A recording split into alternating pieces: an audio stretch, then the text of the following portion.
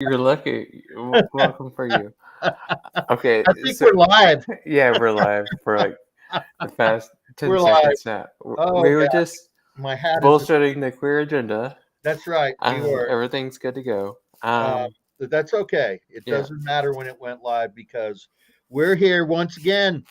I am, of course, as always, Jason Justice, and I know things. And to my right, or your left, yeah. I'm always to your left. Don't pretend I'm ever to your right. I'm Desmond Wellington. I yep, need to ask it that. I need to add that additional comma, PhD, that's right, PhD.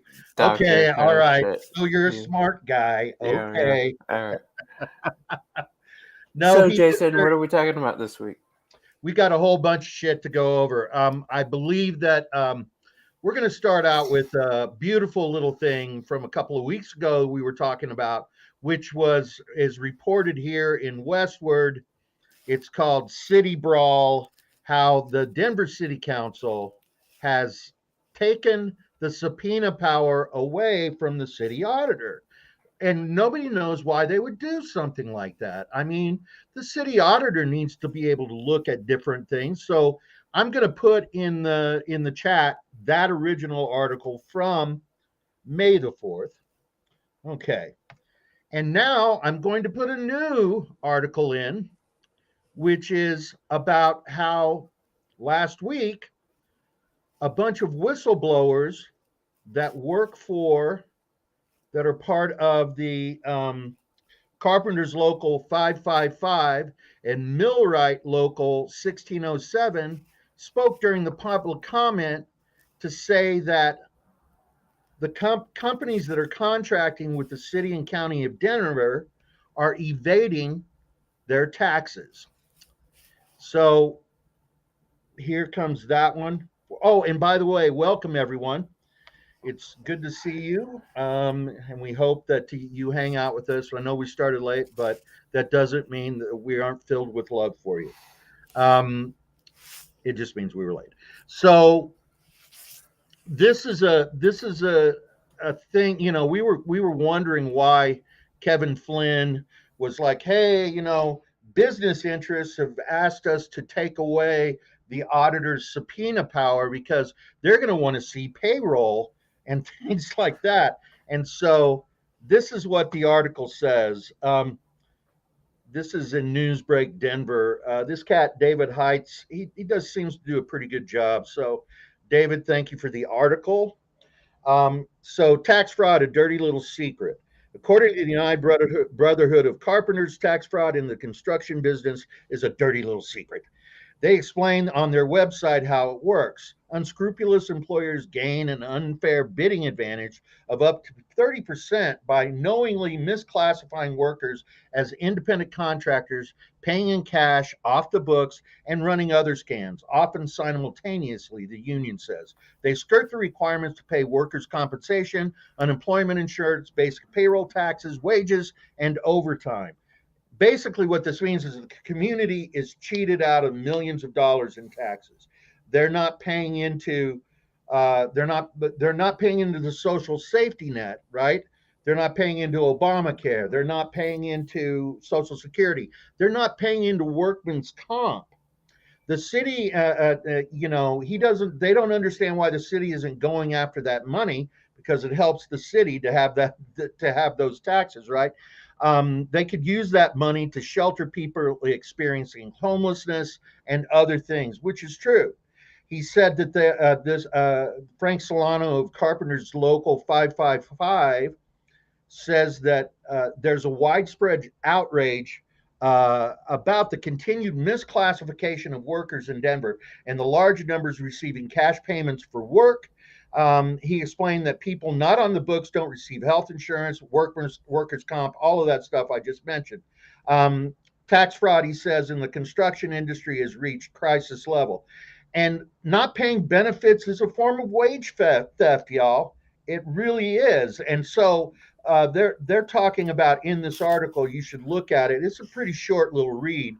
Um, that just on one project alone, the city stands to gain 100,000 in taxes, and where there's a crew of 20 to 30 people working for cash. He estimates the monthly payroll at that job site at $45,000 a month in money they're just paying in taxes. So many questions, come to mind.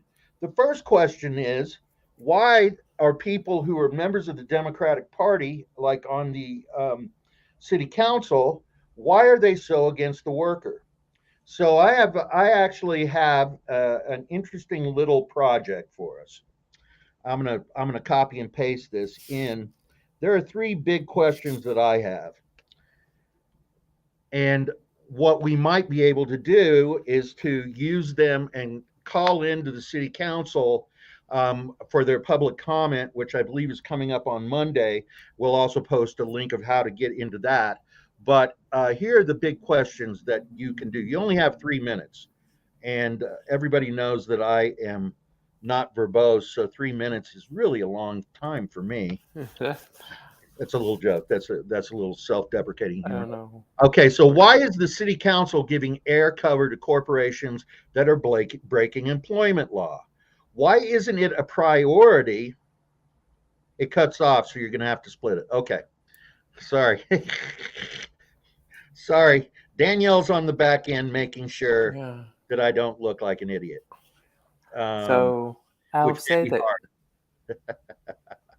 hard. So here, let me get the rest of it in there.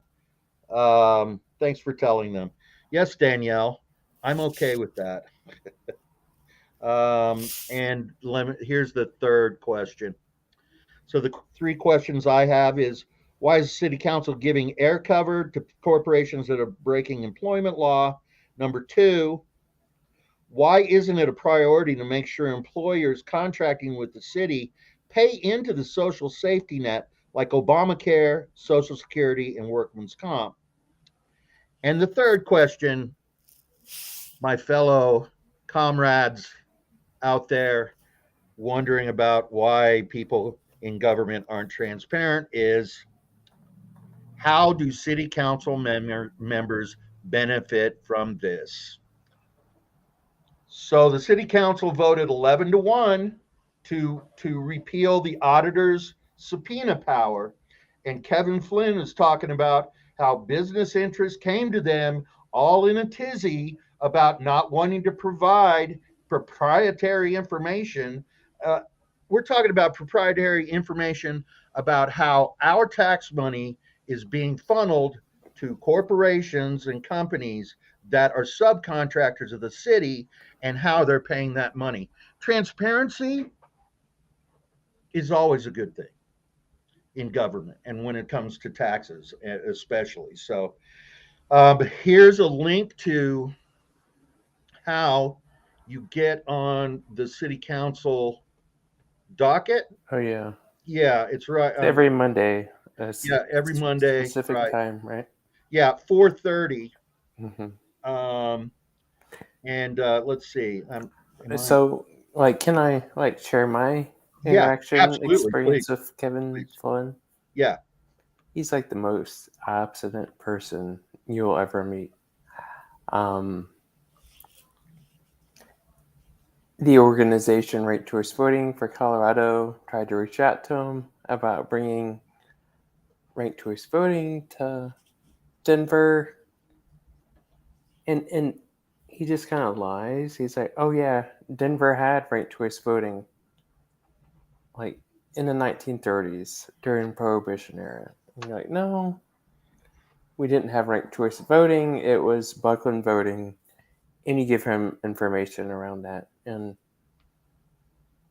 you give him the information.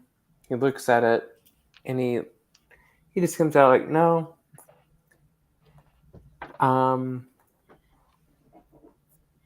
we had that once upon a time," and you're like, "No, we didn't have that. What you're calling ranked choice voting is called Buckland voting. It's a totally different voting method than they had 70, 80 years ago."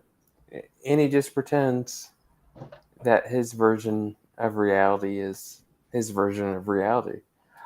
Um, so Denver had this whole voting's method study group in the past year or two, where they were trying to like update how do we hold our elections? Do we do this um, runoff election and just run it out for 2 months? And he was presented with information about like, hey, let's save Denver $1 million and not do a runoff election every, for mayoral and city council elections. And he's like, no, we had ranked choice voting again in the 30s. And you're like, no, that wasn't ranked choice voting. Um, and you catch him in these situations, and he tries to present like one thing. His truth is reality. You say no, that's not reality, and he doubles down. He's like, I'm an investigative reporter. What I know is true, kind of thing. And it's you try to nail him down, and the worse it gets.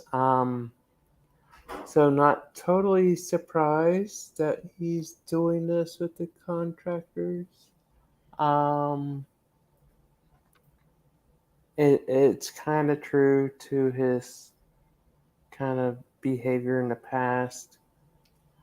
I hope someone runs against him in City Council District 2, just because last time he ran, it was unopposed and he didn't get any type of. Um, it, it was unopposed, so he won kind of automatically, but not the most honest person on the city council, and probably the most shadiest person on city council, um, as far as being forthright and trying to explain these issues, transparently. Um, so Well, um, I'm really kind of shocked that the good people of District Two would elect a bullshit artist. But I mean, allegedly,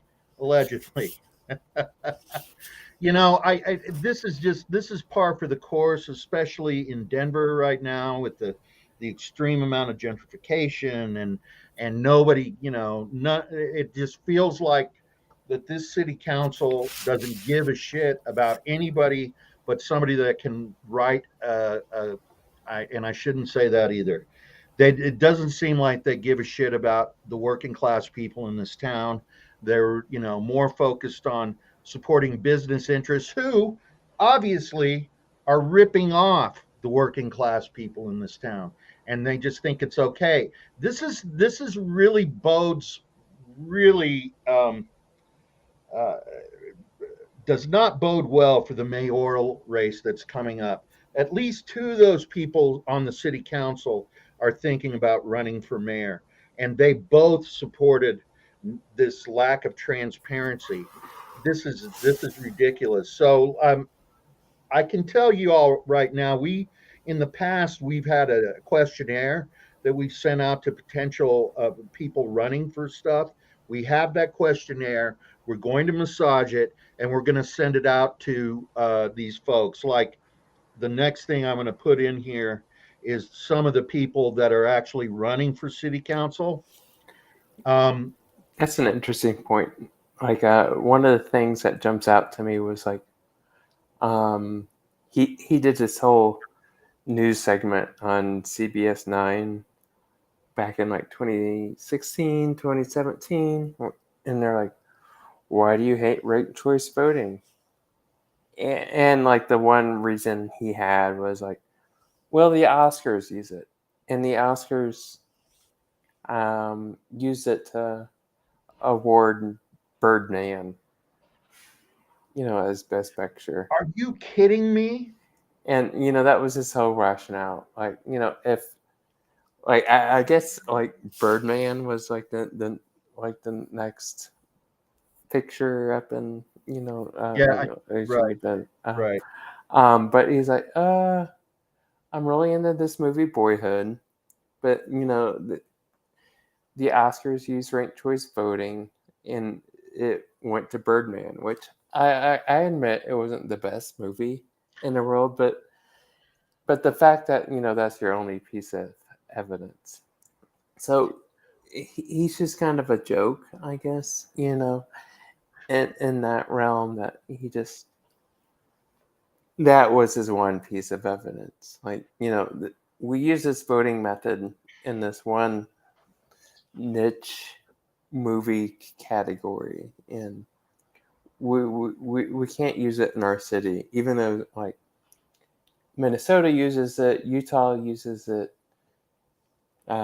San Francisco uses it, Oakland uses it, the whole state of Maine uses it. But because the Oscars used it this one time, and or several times, and this one time with um, Birdman, like you have to throw the baby out with the bathwater, kind of thing. So Well, it's he's not the most Birdman or Bird trustworthy. Brain? He's Birdman or Bird Brain? he's not the most trustworthy person on the city council.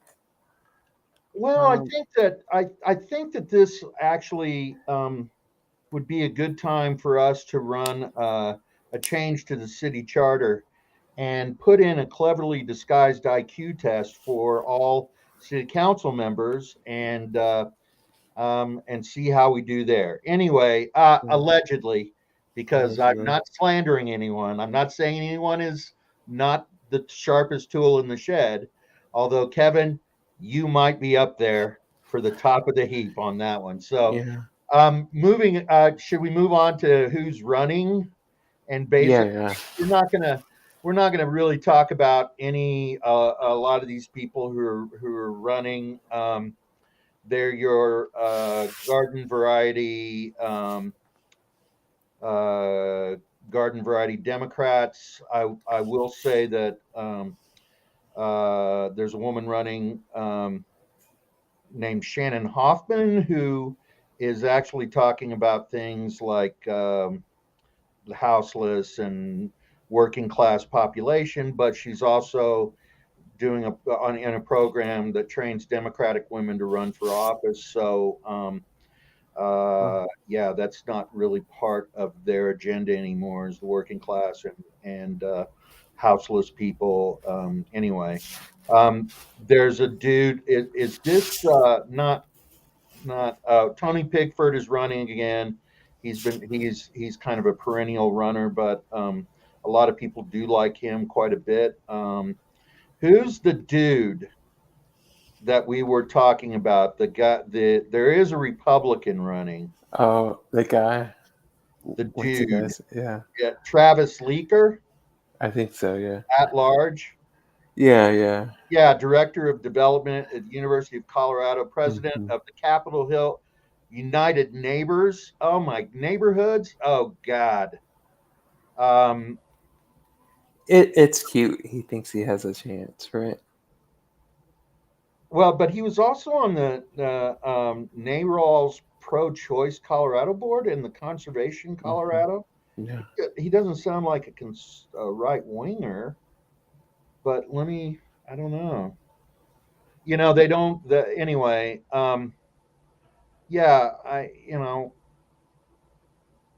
Travis, I've got a question for you. I don't. It's not about that, but how come we can't have the Capitol Hill People's Fair back again? Anyway, since you're the leadership in Chun,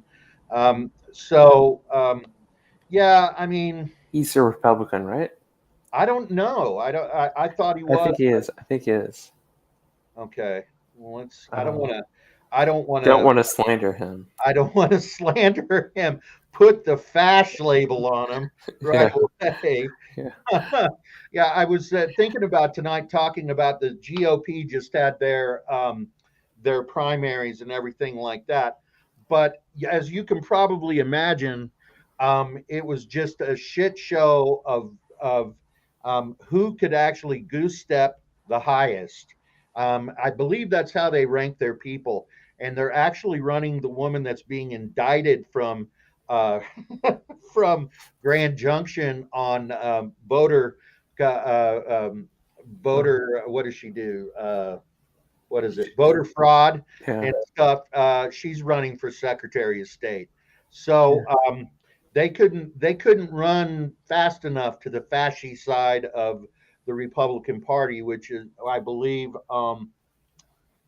you know, they actually had a dude speaking at their thing who is a, I don't even want to say his name to give him to give him the press, but he is he's got ties to Michelle Malkin, who has ties to some of the worst fascists in the country, to Proud Boys, to Three Percenters, all of that kind of stuff. So, um, they're It's good still news for dangerous. it's good news for Jenna Griswold, right? Yeah, well, we'll see, because there are a lot of people who have drank a lot of Kool-Aid on all of that shit. So, um, let's speaking of protesting and things that are not transparent, let's move on to the school board. Um,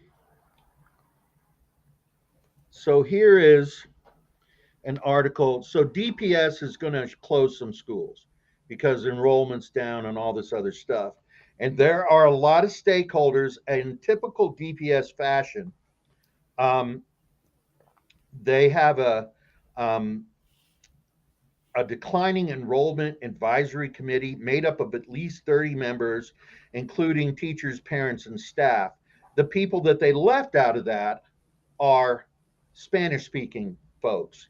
And so there's Tuesday evening, members of a coalition group called Mamas de DPS Peleando por las Escuelas Públicas, or DPS Moms Fighting for Public Schools, gathered outside Fairview Elementary School to protest the district's handling of declining enrollment. DPS says it's taking a community led approach to the matter, but the parents who gathered tell Denver 7 they feel otherwise. This is par for the course with DPS. And they're never transparent.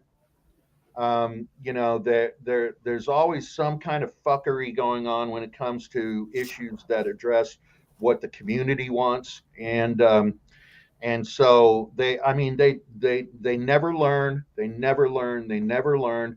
They don't include, they handpick their stakeholders, and that they put into these little groups. And so I'm actually going to also put a link to the declining enrollment thing, folks. The article says changes on the table for some Denver public schools due to declining enrollment. While the district is deciding how to address the issue, some parents are saying their voices aren't being heard. Right. And like I said, par for the course. But here's the thing: in this article, they quote a woman named Elizabeth Garner, who's a demographer for the state, and she says, starting back in 2007, that was our peak birth year. We've seen a slowing in births ever since. So fewer kiddos, that means lower school enrollment. I call bullshit on that. The reason that there's declining enrollment in DPS is because of gentrification. Working class families are being pushed out of Denver, being pushed out of DPS. Spanish speaking families, Black, Latino families, working class families are being pushed out of Denver. And that's why that the enrollment is declining. This is, that 2007 was our peak birth year, you know, maybe in the white community. And that's maybe kind of maybe operating from this idea that, um, or maybe from this, seems very delusional because most of this data usually comes from the census, Right. kind of thing, and the 2020 census, really hasn't. come out the light. So, it's just all kind of based on this. I don't know where she's Yeah, we're cherry picking this data from, right? well, it's and I hate it when news articles, don't cite where this is coming from, and where the data is coming from. The thing for me is that the Denver School Board should be lobbying the Denver's legislative coalition, about rent control, and how to keep people in their homes, how they're not pushing them out. Foreclosures are not foreclosures, excuse me. Evictions. Evictions Yeah. are at record levels. They're higher than they were before the pandemic, and we're not whole yet. The pandemic is still ringing in everyone's ears, and so we haven't been made whole yet. And certainly the government hasn't done enough. I mean, the Democrats at the national level, just out of their Build Back Better or whatever, uh, they pulled all the funding for COVID because they've got to pander to the fascists. And it's just like, don't find common cause with them. Who gives a shit what they have to say?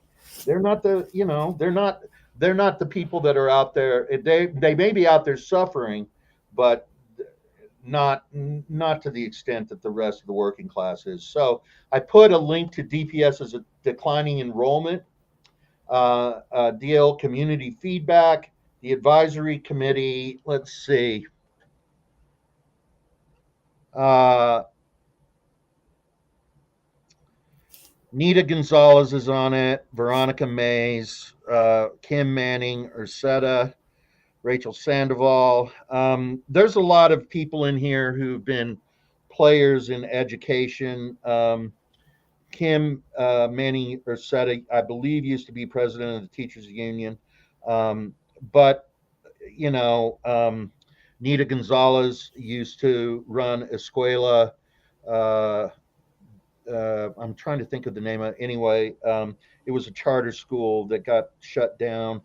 Um, Martha Ureste, she was actually Dr. Martha is a good person to have on this, but I don't know who a lot of these other people are.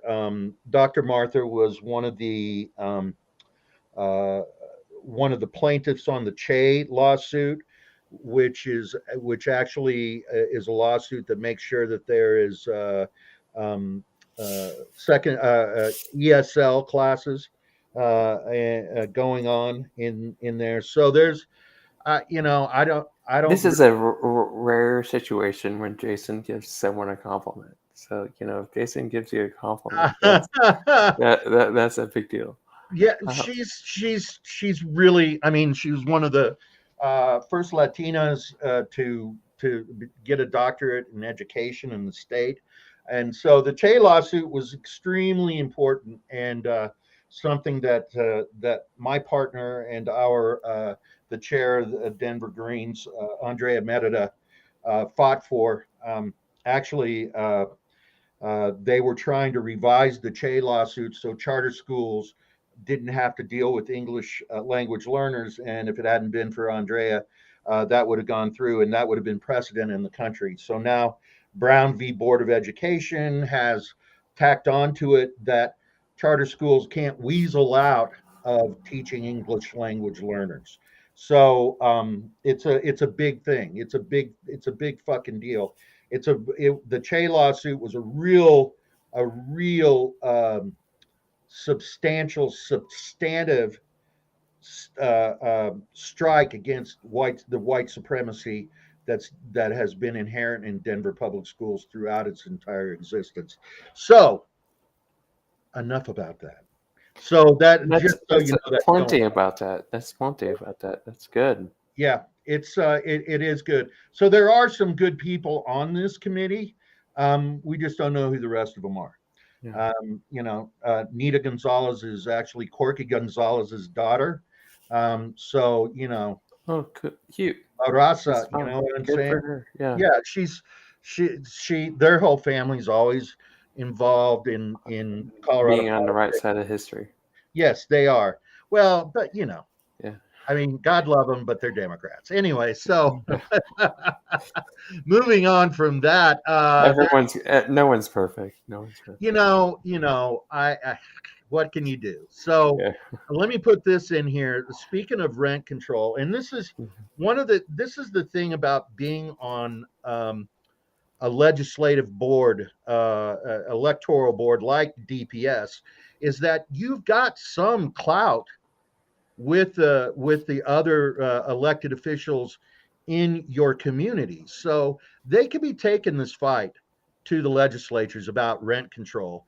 And then, then people would think, hey, you really are trying to do something for for the working class in Denver. So anyway, here's the next thing. Uh, Lawmakers consider statewide rent control, but some fear that it Oh, would make Colorado's affordable housing crisis worse. So some people. some people, Yeah. um, and let me tell you who those people are. Those people. those Those people who run for office and and those whose people that coffers are filled by special interest money. Right. right, those people that run things like the Colorado Apartment Association, Mm-hmm. for example, Drew Hamrick, the Senior Vice President of Government Affairs and General Counsel for the Colorado Apartment Association, believes that the real problem is a shortage of housing. What? Yeah. So when you drive through Denver, right, there's all these cranes and construction going everywhere. You can't swing a dead cat anywhere in Denver without hitting some sort of property development. And And just for the PETA people out there, I do not condone swinging a dead cat, no, I'm not saying you should, but you could. but you could. Uh, um, and from Woo! my understanding, I have a buddy who is a journalist for the local ABC affiliate. Like there's 20,000 empty apartment units in the whole city, right? And there's all these homeless people without homes, and throughout the city. So the fact that they just pretend like rent control would just be some sort of like anarchy for the city of Denver, and it would just wreak havoc, I guess, maybe on the common person. Right. And the way they phrase this is that it's going to hurt your average person when all the criticism that they're kind of airing is just kind of more in their self-interest, right? Right.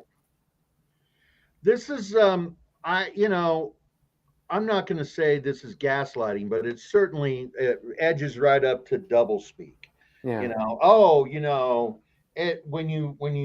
that hurts people when you have rent control, because then there's not enough places for them to live. That we need competition in the market so that these people can have affordable housing. Well, guess what? Affordable housing in Denver, never the twain shall meet. It's not here. Yeah, it's That, that Marx brother thing. I was born at night. I wasn't born last night, kind of right, thing. Right? exactly. Yeah, Hey, the Marx, we're going for all the arcane references tonight we can. yeah. I once shot an elephant in my pajamas. How he got in my pajamas, I'll never know. Anyway, so and now PETA again. Sorry, PETA. Sorry, Peter. Sorry, PETA. We love you. We didn't mean to upset you. Yeah. We don't shoot elephants, and No, nor we do we don't. We condone don't. that. Unless you're GOP. And we don't really condone that anyway. No, So no. allegedly. That's So yeah, this is it's just once again bullshit. So that's beautiful. And I always love these conversations, like like the landlords and property management people are these like very gentle, fragile snowflakes, like deer, in the environment. Like if you're too confrontational with them, they'll just run away, and we won't have them, anymore. Kind of thing. Like we have to be like so tread so lightly and not be so abrasive towards them because we're very lucky to have them. Like they're like a extinct, dying species, right? It's this whole um, if you're not on the table, you're on the menu thing, Mm-hmm. which is one of the most fucking irritating liberal slogans that I think that anybody can even imagine. It's you need to compromise on issues of life or death for people so that you can be at the table and help to shape a message that includes right wing, you know, and includes fascists, literal fascists. I mean, the right wing of this country happily runs around with what in Nazi Germany would have been called the Freikorps, which is the Proud Boys and the Three Percenters, and and all of Autumn, their autumn muffin, yeah, autumn the muffin. little Adam Waffen, who went and got training from the Azov Battalion in Ukraine after the coup in 2014. I digress, but still, why find common cause with people like that? They're only there to organize for genocide, and it's and I'm not saying that developers can tend to be a little more conservative. I think, every big contractor I've ever known is a flag waving, red blooded American fascist. So there is a thing there, and we always, just like the Denver City Council protecting business interests who are paying less than uh, what we assume. We don't know yet because the city auditor can't subpoena them. Yeah, But this is the kind of fuckery that we're here to stand against. So, yeah, and I'm going to apologize to Danielle, who runs the back end for us. She's our resident vegetarian, and she's not pleased with our animal our animal speak. Sorry, Danielle. We apologize to you, and that's the way it is. So there's one other thing I wanted to throw on here. This is yeah, this is great. There's this guy Put down your named phone. Joe. It's finally time to go out for dinner again and feel what good guy? about it. What guy? What guy? What the heck is that? I don't know. My phone. Is it coming from me? It's coming from some. My phone Return went. to My phone It, went. maybe it's me. Okay. I Okay. don't know. I know it's time to go to dinner again. I haven't eaten in hours. So Joe Garcia runs our um, community colleges here in the state. He was a former lieutenant governor, and so he got together with this really nice looking guy, John Marshall, and let me see, John Marshall and Tony Frank. So the three of these guys represent, I believe, Mesa College, the community colleges system in Colorado, and the CSU, right? And so they're saying this op-ed is over the past year, colleges, universities, and local governments in Colorado have been watching with interest as unions and legislative proponents have promoted a plan to unionize public employees in all corners of our state. Now that we have a draft of that bill in hand, we're concerned, and parents hoping to avoid sending their kids to college in Colorado should be too. So this goes on to say that, and what I love, uh, the Joe Garcia then gaslights and this is gaslighting, where he says that communities of color are going to have a harder time if they're unionized. They're going to have to pay higher tuition, and it's like, listen, Joe, I don't know if you know, Lieutenant Governor, former Lieutenant Governor. I don't know if you know how this works, but this is how this works in college. A student who is from a working class family goes to CCD. CCD gives them a way to get a whole bunch of student loans and Pell Grants, but generally student loans. Um, their parents from the West Side, are not paying for college. This is why we have this multi-billion-dollar uh, problem in this country of student debt. Parents who are paying for their kids to go to college are paying for their kids. They're going to be fine.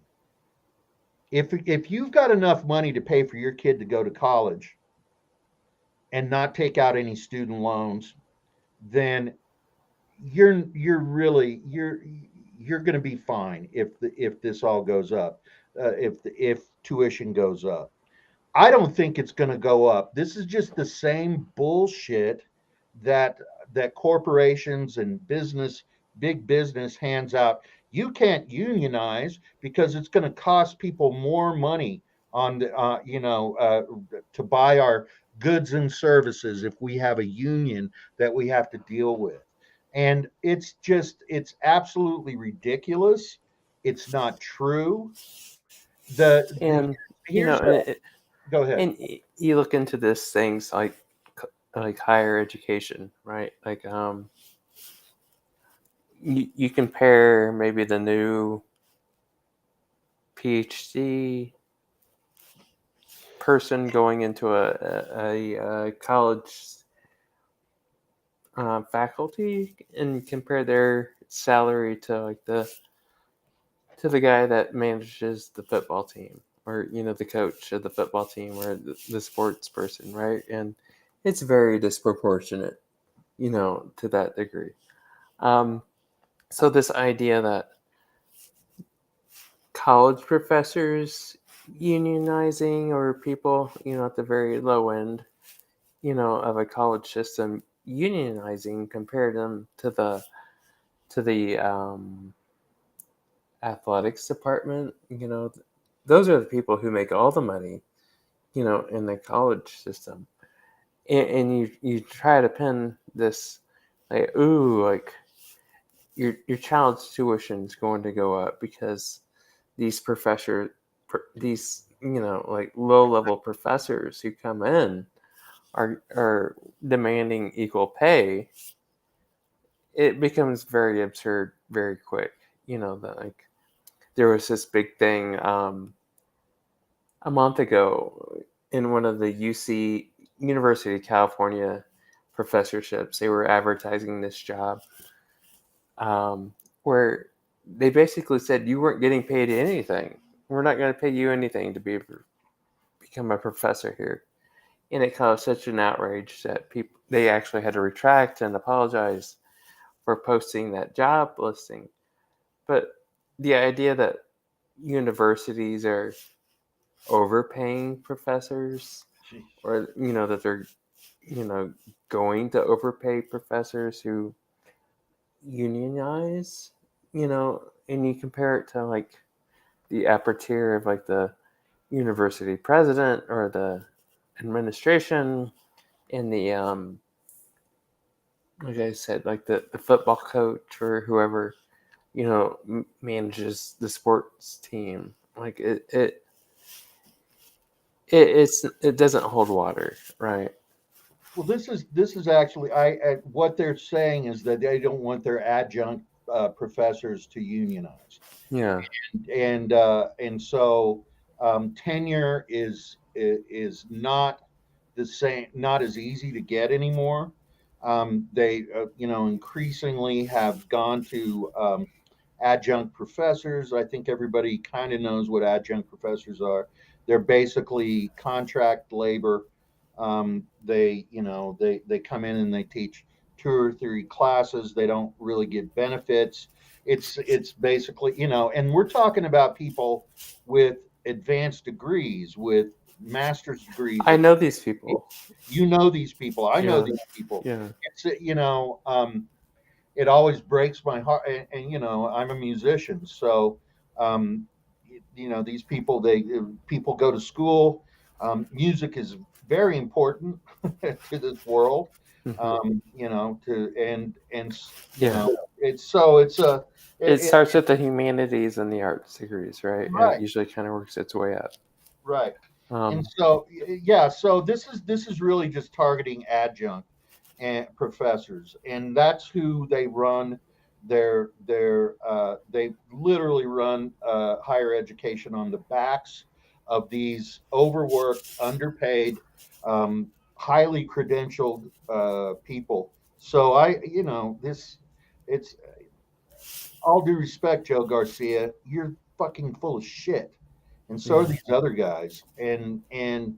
I It's embarrassing that they would even throw that idea out there. Like if you have this degree and you're trying to unionize and like sometimes you have a PhD in this like arts or humanities and you're lucky to get 50, $70,000 a year, kind of thing. And if you're trying to advocate for more for that, they throw you under the bus, right? That's embarrassing.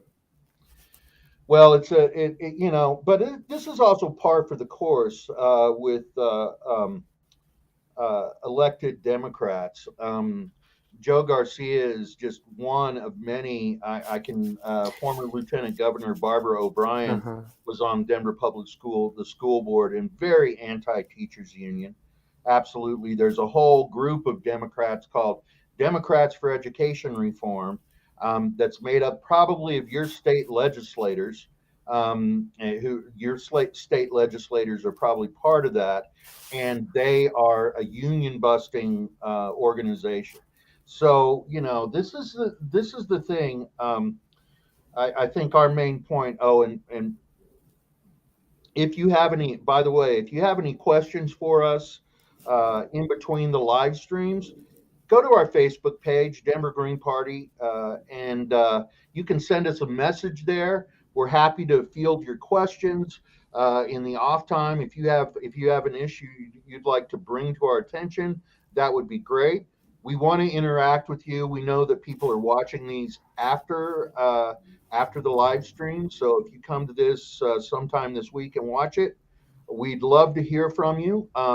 If you've got nice things to say, thanks a lot. If you've got shitty things to say, don't be surprised if you get this back, We because love you. We love you. We love we you. love you anyway, but we're going to help you understand. Yeah. So yeah, this is a thing with the Democratic Party, and unfortunately, they mine money out of unions for elections. They get foot soldiers to go out and knock doors and canvass for them, and teachers for sure don't Hmm. get any ROI, no return on investment for that.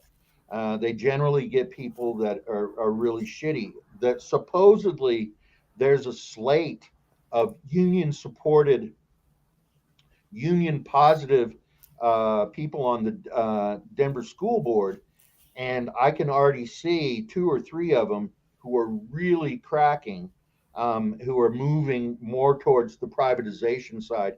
I knew some of these people would, and because of what they said before the election, and as it becomes more apparent, I'll say it because I just have my suspicions from what they said and how they're acting now. So this is union busting.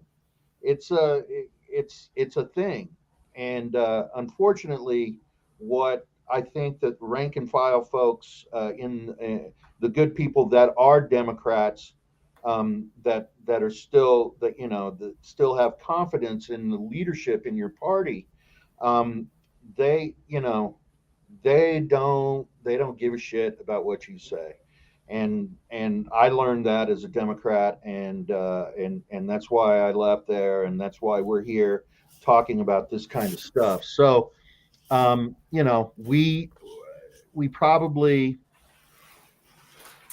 um, let me see here. Yeah, the really bummer for me, for all you good Democrats out there that are still supporting the Democratic Party, is that they take your vote for granted. They take your participation for granted, and finally, I think, like me and like Des and Danielle and all the other members of the Denver local, and certainly statewide and nationally, we don't like having our votes taken for granted. We You're don't like supposed to carry water for the people. Like, you're gonna vote for the other evil. You know, and we're basically voting for we got quote unquote two parties, and we're supposed to vote for the person who beats us, or the parent that beats us last, right? That's the thing. Yeah. Well, it's so I don't think I have any. That's it. I think we covered a lot of ground. Of course, at the beginning of the live stream, well, I'll also put this on the Denver Green Party wall. The link to getting on the live stream with or the live stream for the city council meeting and for public comment. Mm-hmm. Just identify yourself. If you're a registered green, say hi. I'm a registered green, and I have some questions about the city auditor's position. And you can use the three questions that I'm going to put out there on the Green Party wall. Why is the city council giving air cover to corporations that are breaking employment law? Two, why isn't it a priority to make sure employers contracting with the city pay into the social safety net like Obamacare, Social Security, and Workman's Comp? And three, how do city council members benefit from this arrangement with contractors?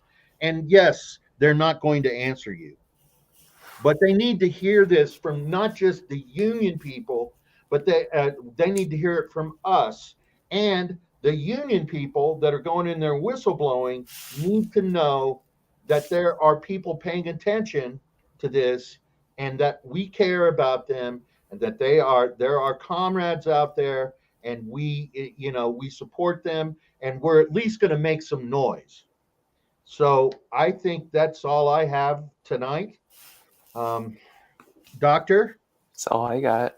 Good, good conversation tonight, Jason. Yeah, really good stuff. Really good stuff tonight. Like I said, we'll be putting together our questionnaire. We'll be sending it to the people running for city council, for mayor, um, and we'll continue to try and hold these people accountable. They are being paid with our money, and so they need to be held accountable. Oh, and by the way, um, the of course the city has appealed the $14 million that was awarded to the victims of police violence in the George Floyd uprising. It And really did that.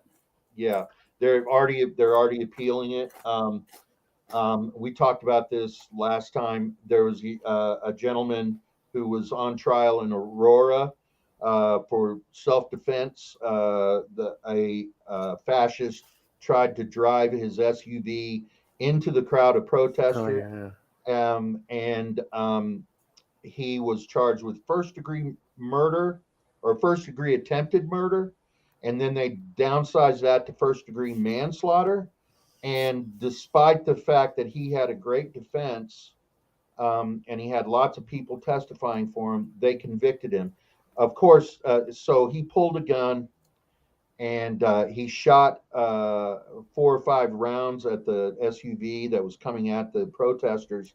And it ricocheted, hit a couple of protesters. Um, they were wounded. They refused to press charges. They actually testified for this guy in his trial, and now he's awaiting sentencing. The person that drove the SUV into the crowd was escorted by the police out of the area and sent on their merry way. So, police violence is real. We'll see if this $14 million settlement is going to stand up. I hope it does. Yeah. And until we meet again, folks, stay frosty. It's dangerous out there. Peace.